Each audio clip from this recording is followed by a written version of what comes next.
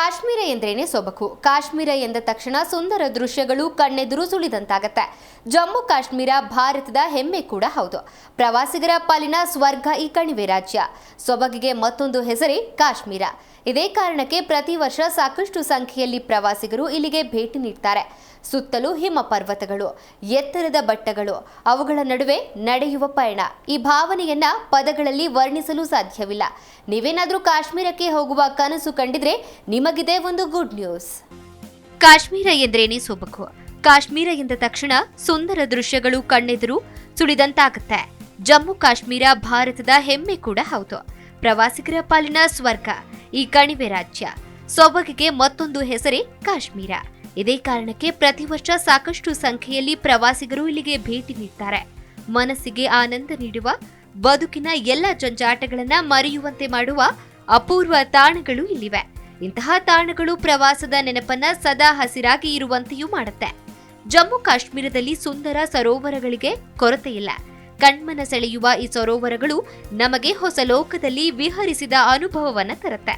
ಸುತ್ತಲೂ ಹಿಮ ಪರ್ವತಗಳು, ಎತ್ತರದ ಬೆಟ್ಟಗಳು, ಅವುಗಳ ನಡುವೆ ನಡೆಯುವ ಪಯಣ.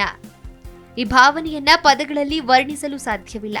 ನೀವು ಸಹ ಪ್ರೇಮ ಕಾಶ್ಮೀರಕ್ಕೆ ಹೋಗೋ ಪ್ಲಾನ್ ಮಾಡಿದ್ರೆ ಭಾರತೀಯ ರೈಲ್ವೆ ಕ್ಯಾಟರಿಂಗ್ ಮತ್ತು ಪ್ರವಾಸೋದ್ಯಮ ನಿಗಮ ನಿಮಗಾಗಿ ಸೂಪರ್ ಪ್ಯಾಕೇಜ್ ಪರಿಚಯಿಸಿದೆ. ಐಎಸ್ಆರ್ಟಿಸಿ ಈ ಪ್ರವಾಸ ಪ್ಯಾಕೇಜ್ ಅನ್ನ mystical Kashmir winter special X Hyderabad ಹೆಸರಿನಲ್ಲಿ ನೀಡುತ್ತಿದೆ. ಪ್ರವಾಸವು ಹೈದರಾಬಾದ್ನಿಂದ ವಿಮಾನದ ಮೂಲಕ ಪ್ರಾರಂಭವಾಗುತ್ತೆ. ಈ ಪ್ರವಾಸ ಪ್ಯಾಕೇಜ್ 5 ರಾತ್ರಿಗಳು ಮತ್ತು 6 ದಿನಗಳವರೆಗೆ ಇರುತ್ತೆ.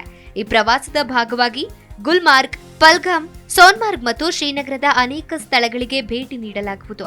ಮೊದಲ ದಿನ ಮಧ್ಯಾಹ್ನ 12:50ಕ್ಕೆ ಹೈದರಾಬಾದ್ನಿಂದ ವಿಮಾನ ಪ್ರಯಾಣ ಆರಂಭವಾಗಲಿದೆ. ರಾತ್ರಿ ಊಟ ಮಾಡಿ ಶ್ರೀನಗರದಲ್ಲಿ ಉಳಿದುಕೊಳ್ಳಬಹುದು.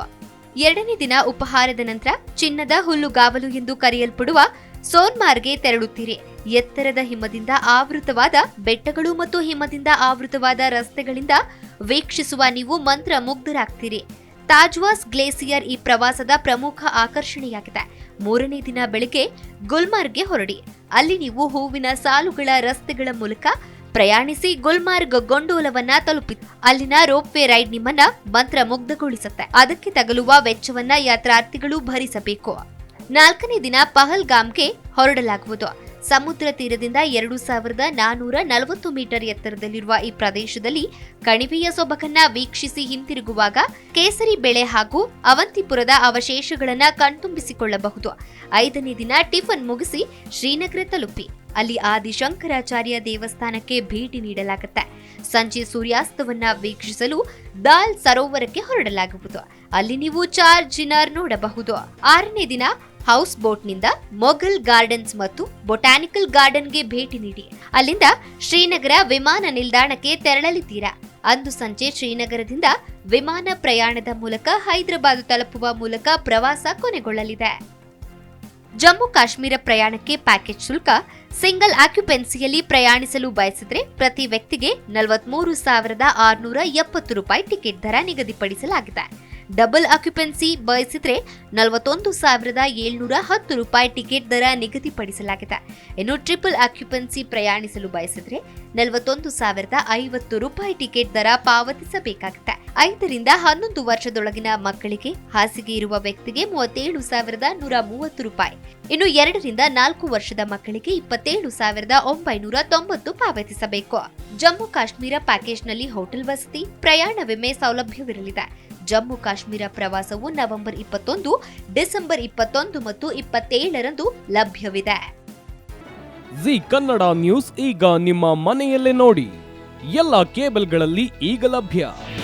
ನಿಮ್ಮ ನೆಚ್ಚಿನ ಜಿ ಕನ್ನಡ ನ್ಯೂಸ್ ಈಗ ಸನ್ ಡೈರೆಕ್ಟ್ ನಲ್ಲಿ number 292, Tata play number 1664, Jio TV number 1334, NXT digital number 30, in cable number 30, city networks 51, U digital number 162, GTPL number 17, Rockline telecommunications number 42, Shri Basaveshwara cable number 168, rural cable network 60, Vinayaka digital 57, Abhishek cable 821, city channel 53, Siddeshwara cable network 57, V4 digital Infotech 628, Surya digital networks 53, Gajanan digital number 836, Malnad Infotech private limited number 56, Metrocast number 830, victory digital number 167ರಲ್ಲಿ ನೋಡಿ ಆನಂದಿಸಿ.